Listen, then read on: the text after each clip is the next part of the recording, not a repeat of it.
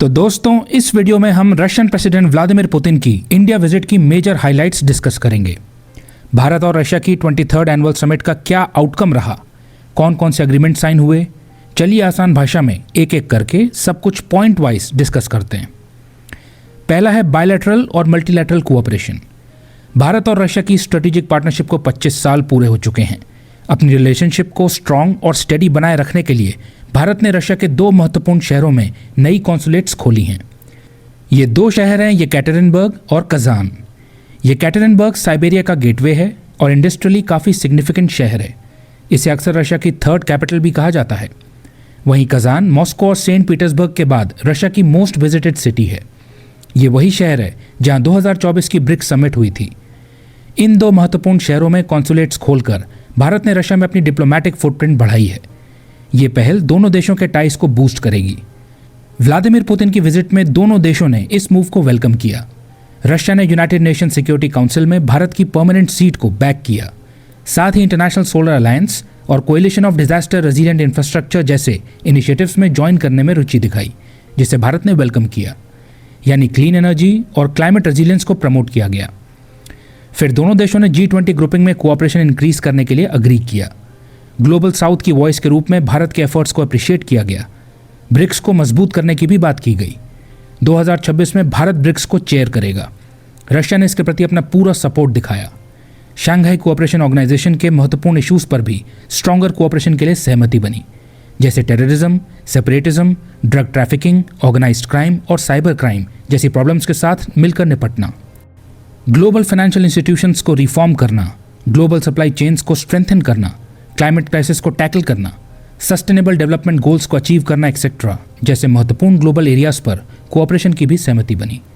दोनों देशों ने बायोडाइवर्सिटी और एंडेंजर्ड स्पीशीज को प्रोटेक्ट करने का कमिटमेंट किया, स्पेशली उन माइग्रेटरी बर्ड्स का कंजर्वेशन जो दोनों देशों को कनेक्ट करती हैं। इस प्रकार समिट में हमें बायलैटरल के साथ साथ मल्टीलैटरल कोऑपरेशन बढ़ाने के भी संकेत मिले। सेकेंड पॉइंट है इकोनॉमिक कोऑपरेशन। आज के अनप्रेडिक्टेबल और कॉम्प्लेक्स जियोपॉलिटिकल एनवायरनमेंट में भी भारत और रशिया के टाइज रेजिलिएंट हैं। दोनों देशों के बीच का इकोनॉमिक कोऑपरेशन इन रेजिलिएंट टाइज का एक महत्वपूर्ण पिलर है। अपने इसी इकोनॉमिक कोऑपरेशन को और मजबूत करने के लिए भारत और रशिया ने प्रोग्राम 2030 अडॉप्ट किया है। इसके तहत अगले 5 वर्षों में दोनों देश अपने इकोनॉमिक कोऑपरेशन को एक्सपैंड करेंगे। इस समिट में भारत और रशिया ने अगले 5 वर्षों में अपने बायलैटरल ट्रेड को $100 बिलियन तक पहुंचाने का टारगेट भी सेट किया है। स्किल्ड वर्कर्स की मोबिलिटी को लेकर एक एग्रीमेंट भी साइन किया गया है, जिससे दोनों देशों के वर्किंग प्रोफेशनल्स एक दूसरे के देशों में ईजिली मूव और काम कर पाएंगे। दोनों देश फूड सिक्योरिटी सेक्टर में जॉइंट वेंचर्स को एक्सप्लोर कर रहे हैं। फूड सिक्योरिटी के लिए फर्टिलाइजर्स काफ़ी क्रूशल होते हैं।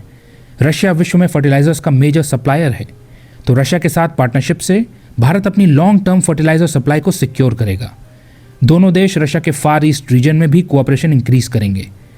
रशिया का फार ईस्ट रीजन एक बहुत ही रिसोर्स रिच रीजन है, लेकिन ये बहुत ज़्यादा अंडर डेवलप्ड है, तो दोनों देश यहाँ पे कोलैबोरेट करेंगे। ये म्यूचुअली बेनिफिशियल सिनेरियो होगा।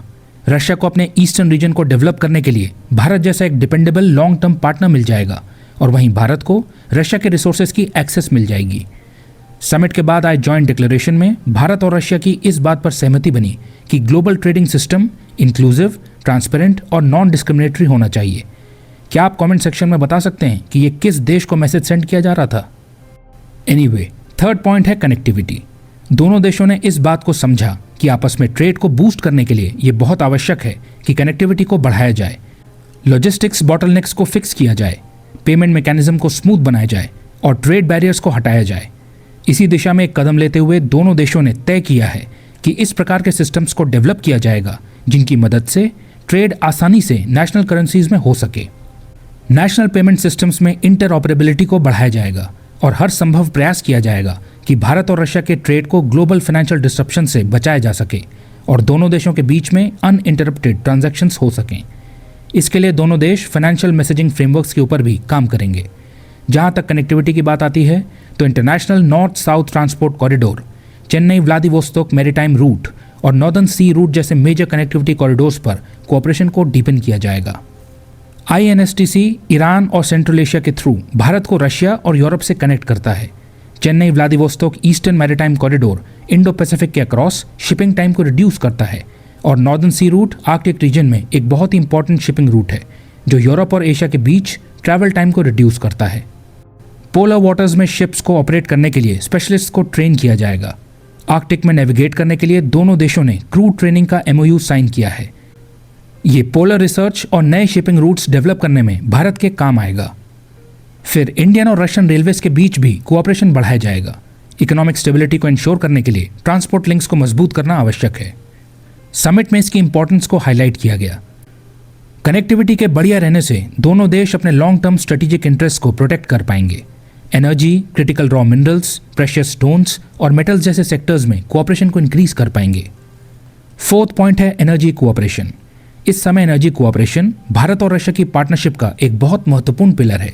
तो दोनों देशों ने इस बात पर अग्री किया कि एनर्जी सेक्टर में इन्वेस्टर्स को जो भी परेशानियां आ रही हैं उन्हें जल्द से जल्द रिजॉल्व किया जाएगा।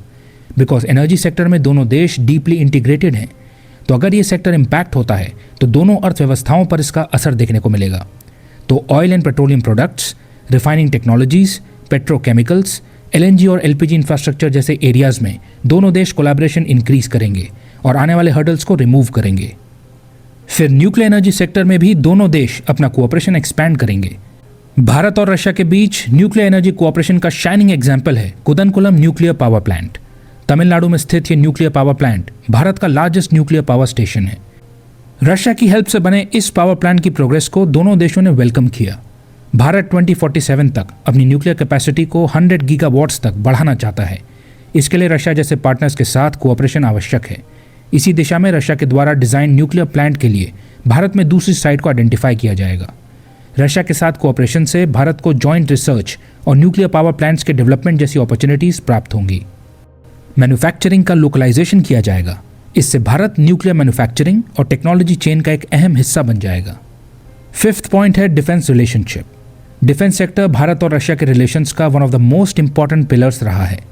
भारत और रशिया के बीच मिलिट्री और मिलिट्री टेक्निकल कोऑपरेशन कोई नई बात नहीं है। दशकों की ट्रस्ट, जॉइंट एफर्ट्स और टेक्नोलॉजी शेयरिंग से ये पार्टनरशिप मजबूत होती गई है।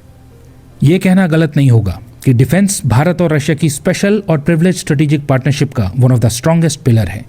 इस समिट में दोनों देशों ने अपनी मिलिट्रीज के बीच में रेगुलर कॉन्टैक्ट्स और जॉइंट एक्सरसाइजेस जारी रखने की बात की।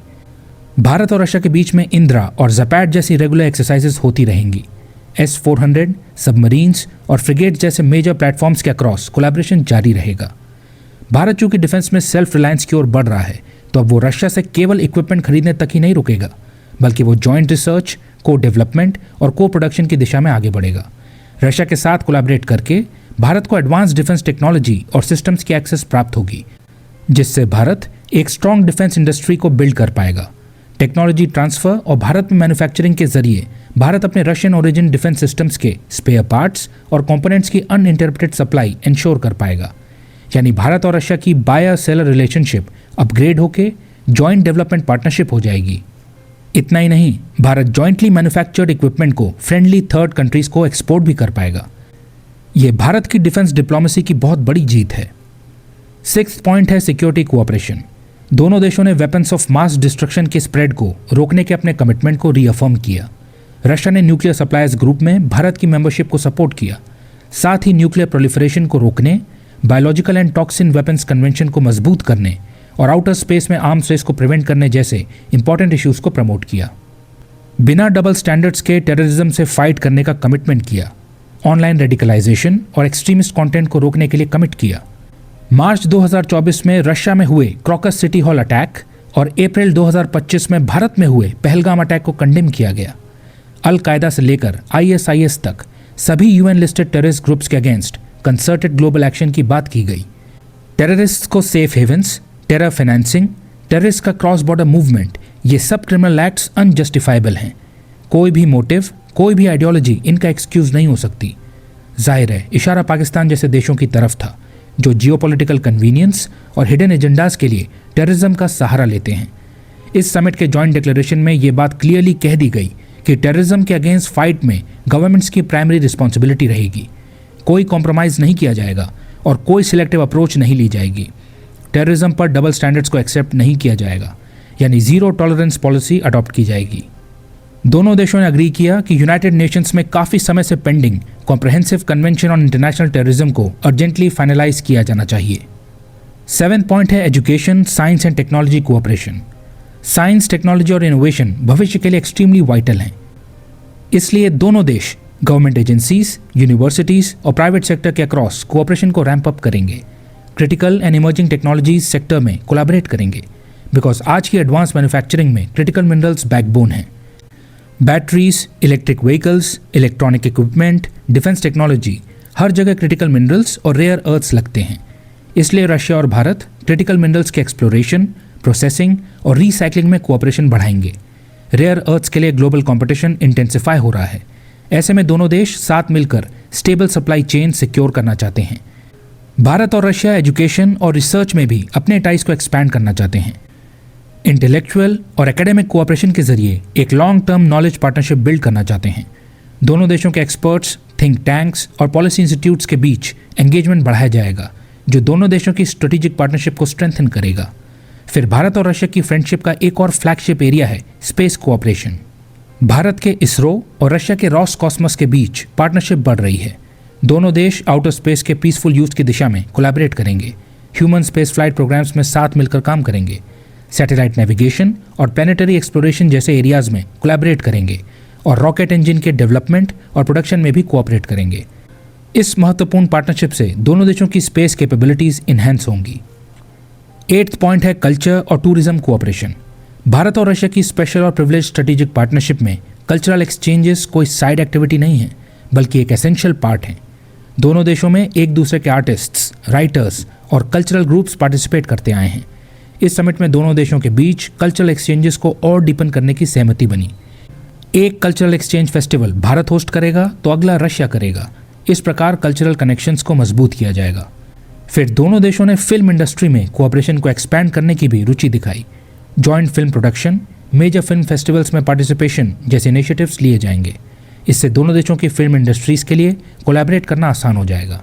ये नए मार्केट्स और डीपर कल्चरल अंडरस्टैंडिंग के एवेन्यूज खोलेगा। देन टूरिज्म भी दोनों देशों के बीच एक पावरफुल लिंक बनता जा रहा है। ये स्टेडली बढ़ रहा है। इस मोमेंटम को बनाए रखने के लिए दोनों देश वीज़ा प्रोसीजर्स को सिंप्लीफाई करेंगे। इसके लिए ई वीज़ा भी इंट्रोड्यूस किया गया है। ये स्मूथर ट्रैवल, कल्चरल एक्सचेंजेस और strong people to people ties ensure करेगा। फाइनली इस समिट में अन्य रीजनल इश्यूज में कोऑपरेशन की भी चर्चा हुई। समिट में अफगानिस्तान से लेकर वेस्ट एशिया तक चल रहे रीजनल इश्यूज डिस्कस हुए। अफगानिस्तान क्राइसिस की चर्चा हुई। अफगान लोगों को अनइंटरप्टेड ह्यूमैनिटेरियन असिस्टेंस देने पर सहमति बनी। ISIS और ISKP जैसे टेरर ग्रुप्स के अगेंस्ट काउंटर टेररिज्म एक्शंस को वेलकम किया गया। वेस्ट एशिया में दोनों देशों ने रीजनल पीस और स्टेबिलिटी के लिए कमिटमेंट किया। इजराइल हमास वॉर में सिविलियंस के प्रोटेक्शन, इंटरनेशनल लॉ के अडहिरेंस और रेस्ट्रेंट के ऑब्जर्वेशन की बात की गई। गाजा की ह्यूमैनिटेरियन क्राइसिस को हाईलाइट किया गया। ये मैसेज दिया गया कि यूनिलैटरल एक्शंस रीजन को डिस्टेबलाइज करते हैं। ईरान के न्यूक्लियर इशू को डायलॉग से रिजॉल्व करने का समर्थन किया गया। अंत में भारत में मिली वार्म हॉस्पिटैलिटी के लिए राष्ट्रपति पुतिन ने पीएम मोदी को धन्यवाद दिया। अगले साल रशिया में होने वाली 24th India Russia annual summit में पीएम मोदी को इनवाइट किया। भारत और रशिया की स्टडी पार्टनरशिप को लेके सोशल मीडिया पर यूएस प्रेसिडेंट डोनाल्ड ट्रंप की जबरदस्त ट्रोलिंग हुई। X pentagon official Michael Rubin ने तो यहां तक कह डाला कि भारत और रशिया को और करीब लाने के लिए ट्रंप को नोबेल प्राइज मिलना चाहिए। निश्चित तौर पर भारत के साथ संबंध खराब करना ट्रंप एडमिनिस्ट्रेशन के बिगेस्ट ब्लंडर्स में से एक है। बहरहाल भारत और रशिया की ऑल वेदर रिलेशनशिप मजबूत है और प्रेसिडेंट पुतिन की विजिट के बाद आगे दोनों देशों का कोऑपरेशन बढ़ता ही जाएगा। तो ये भारत और रशिया की 23rd एनुअल समिट के मेजर आउटकम्स थे। आई होप आपको ये सेशन यूजफुल लगा होगा। आपके समय के लिए धन्यवाद।